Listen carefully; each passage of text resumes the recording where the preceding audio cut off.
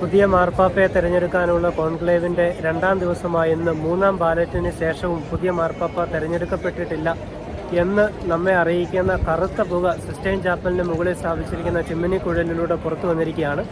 Vatican അറിയിച്ചിരുന്നതിൽ നിന്നും 10 minute നേരത്തെ തന്നെ ഈ അറിയിപ്പ് സെൻറ്റ് പീറ്റേഴ്സ് സ്ക്വയറിൽ തടിച്ചുകൂടിയ ജനങ്ങൾക്കായിട്ട് അവർ പുറത്തു വിട്ടിട്ടുണ്ട്. അതിൽ അത്ഭുതപ്പെടാനൊന്നുമില്ല എന്നാണ് നമുക്ക് പറയാനുള്ളത്.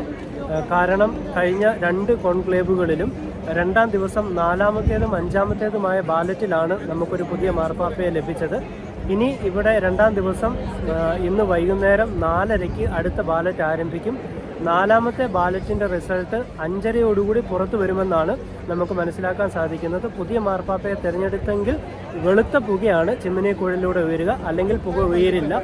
എന്തായാലും വൈകുന്നേരം 7 മണിക്ക് നമുക്ക് 5ാമത്തെ ബാലറ്റിൻ്റെ റിസൾട്ട് കറുത്തതോ വെളുത്തതോ ആയ പുകയിലൂടെ നമുക്ക് ലഭ്യമാകും. ലോകമാസകലമുള്ള കത്തോലിക്ക സഭയെ വിശ്വാസികൾ പുതിയ മാർപ്പാപ്പയ്ക്ക് വേണ്ടി 267ാമത് മാർപ്പാപ്പയ്ക്ക് വേണ്ടി പ്രാർത്ഥനയിലാണ്. നമുക്കും അവരോടൊപ്പം ചേരാം.